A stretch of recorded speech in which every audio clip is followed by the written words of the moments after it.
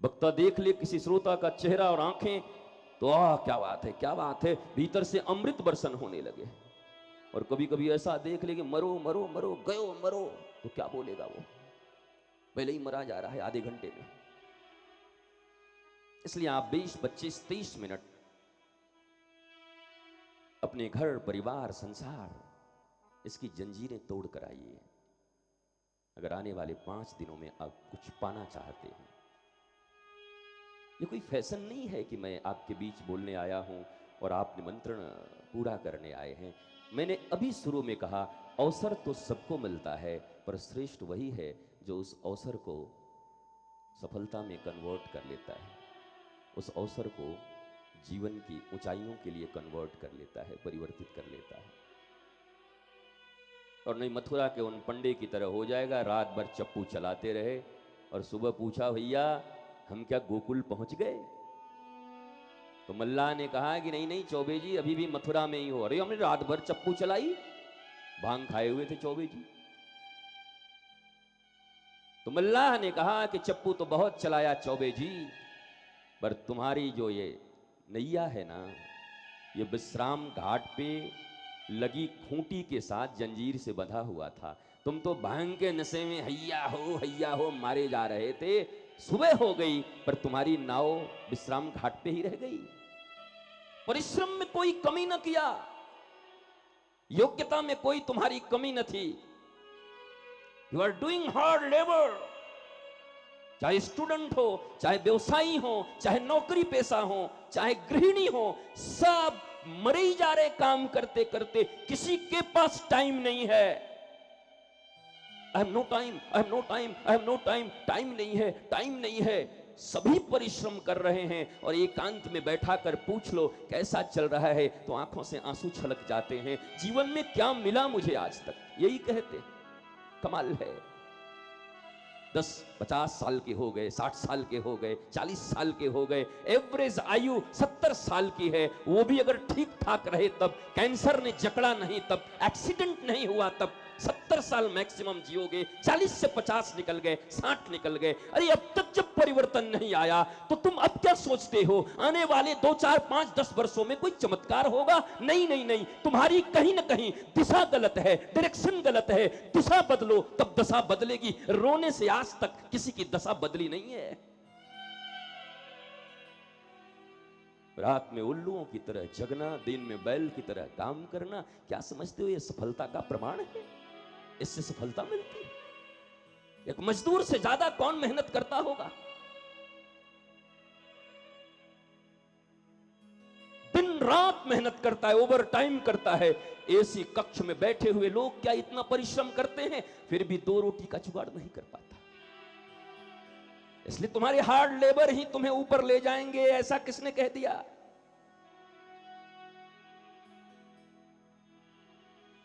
इसलिए जीवन को आरंभ करने के पहले जीवन के उद्देश्य को जान लेना जरूरी है।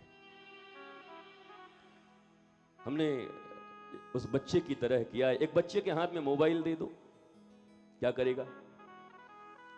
जिसको कभी नहीं दिया, खाएगा, तोड़ेगा, पटकेगा, इधर करेगा, वो बात करने के सिवा सब करेगा। He doesn't know, वो जानता नहीं कि इसका यूज क्या है।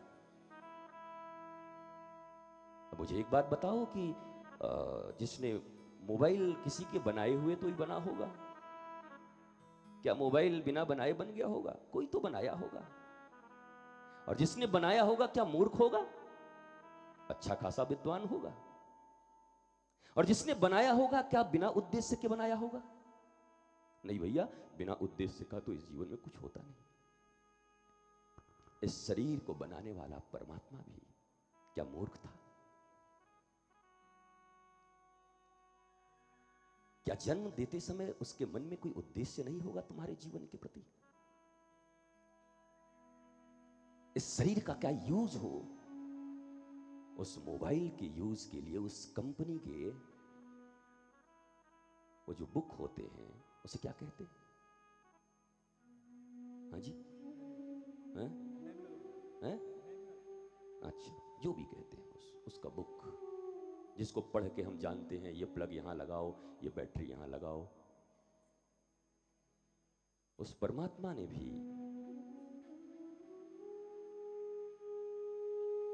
बनाया इस शरीर को, बिना बनाए तो बना नहीं होगा। और बड़ा बुद्धिमान होगा, मूर्ख तो हो नहीं सकता, और उद्देश्य भी होगा।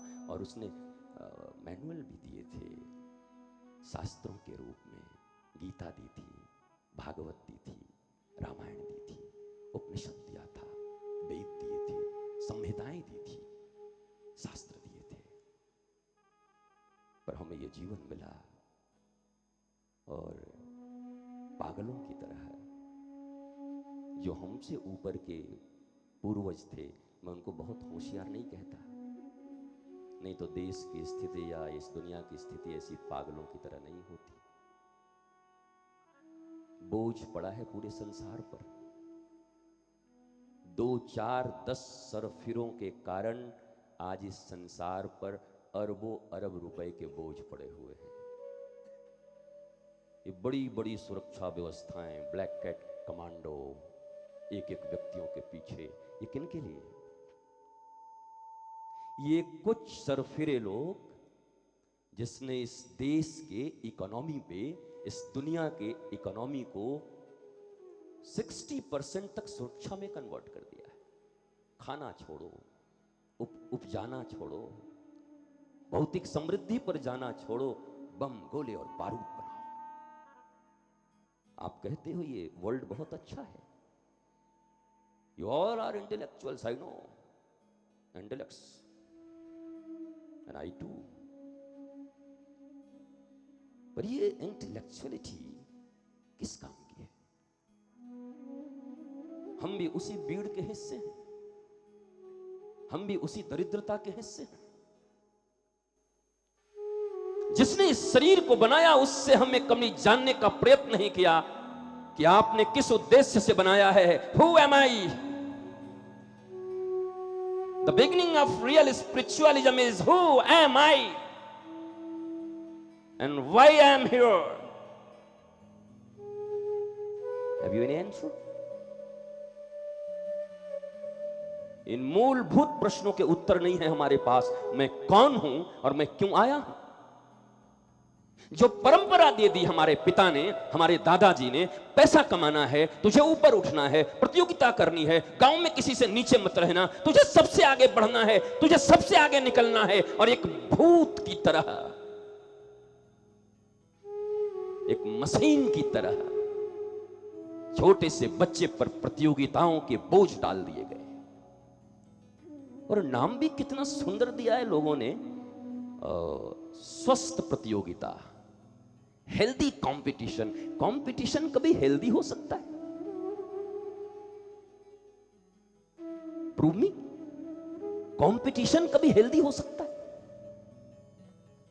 ईश्वर ने जब इस संसार को बनाया तो शास्त्रों में मैंने लिखा कि मैं तुम्हें बना रहा हूं, तुमसे बेहतर इंसान मैंने किसी को नहीं बनाया और तुम्हारे जैसा किसी को नहीं बनाया, इसलिए किसी से अपनी तुलना मत करना।